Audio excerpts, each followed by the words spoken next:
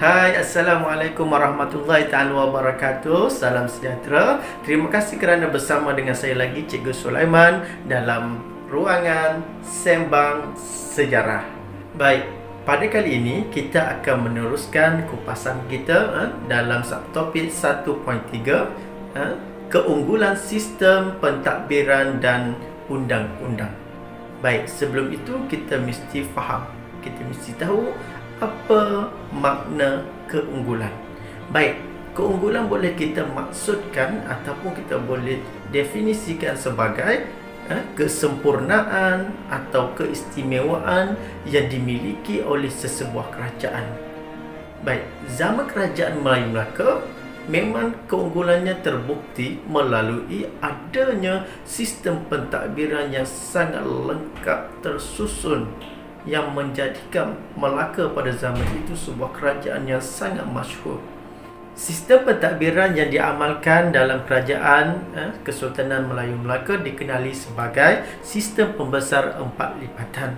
Baik, Sultan juga memberikan kuasa memerintah atau mentadbir sesuatu wilayah, sungai ataupun pulau kepada pembesar berempat.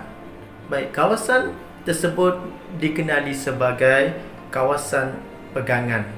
Sistem pentadbiran Kesultanan Melayu Melaka sangat tersusun dan berhierarki, di mana Sultan mengetuai jentera pemerintahan negara dan memiliki kuasa dalam segala aspek, termasuk aspek pemerintahan, aspek peperangan, hubungan diplomatik dan juga agama.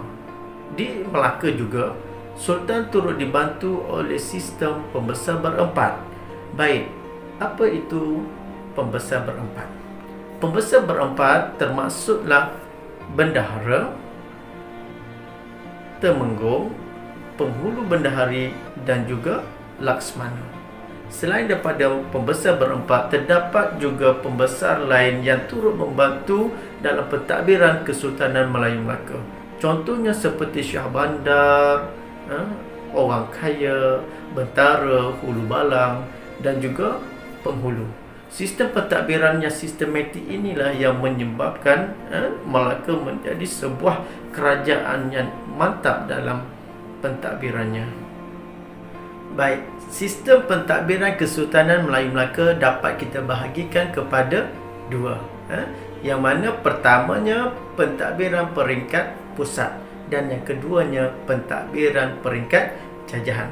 Baik, kita tengok terlebih dahulu sistem pentadbiran peringkat pusat.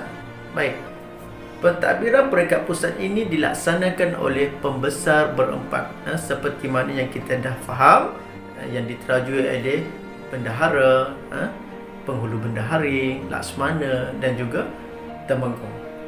Okey, hubungan dan persefahaman antara Sultan dengan pembesar ini yang memastikan kejayaan kerajaan Kesultanan Melayu Melaka. Kerana dengan adanya persefahaman dan permufakatan antara Sultan dengan para pembesar, memungkinkan pentadbiran kerajaan Melaka dapat diuruskan dengan sempurna tanpa menimbulkan sebarang masalah. Pentadbiran peringkat pusat ini diketuai oleh bendahara, kerana bendahara merupakan pembesar yang mempunyai tugasan dan peranan yang sangat penting. Bendahara bertindak sebagai ketua pentadbir. Dalam masa yang sama, bendahara juga berperanan sebagai ketua turus angkatan tentera. Selain itu, bendahara juga berperanan dalam urusan menasihati Sultan dalam pelbagai hal. Dan bendahara ini juga menjadi sebagai pemangku Sultan. Baik, seterusnya kita lihat sistem keuangan Kesultanan Melayu Melaka. Sistem Kesultanan Melayu Melaka mempunyai sistem keuangan yang sangat teratur. Kita lihat sumber pendapatan kerajaan Melayu Melaka, di mana pendapatan ini diperolehi daripada urusan perdagangan, pungutan cukai yang pelbagai, ufti daripada wilayah taklukan dan juga naungan. Jadi bagi menguruskan perbendaharaan negara, penghulu bendahari dilantik. Kemudian Pembesar seperti Shah Bandar juga bertanggungjawab dalam urusan memungut cukai di kawasan pelabuhan. Dan selain daripada itu, pembesar-pembesar lain juga berperanan memungut cukai di kawasan pegangan masing-masing. Kemudian hasil pembendaharaan ini juga digunakan pakai untuk kepentingan kerajaan. Contohnya seperti untuk membeli senjata dan juga dalam urusan pembinaan istana. Kita lihat pula aspek keselamatan Kesultanan Melayu Melaka. Zaman Kesultanan Melayu Melaka mempunyai sistem keselamatan yang teratur, kemas dan sistematik bagi urusan menjaga keamanan di laut dan juga di darat. Jadi dengan ini Temenggung diamanahkan bagi menjaga keselamatan Kota Melaka, manakala Laksmana pula bertindak sebagai Ketua Panglima bagi Angkatan Laut Melaka. Baik, seterusnya kita lihat pentadbiran peringkat jajahan. Pentadbiran peringkat jajahan ini diuruskan oleh pembesar seperti orang kaya dan penghulu, di mana pembesar peringkat ini dilantik oleh Sultan dan juga pembesar berempat bagi tujuan menjaga dan mengekalkan keamanan di kawasan mereka masing-masing. Okey, pembesar ini juga diamanahkan mengurus di peringkat daerah dan juga kampung. Dalam masa yang sama, pembesar peringkat jajahan ini dibenarkan memungut cukai di kawasan pegangan masing-masing.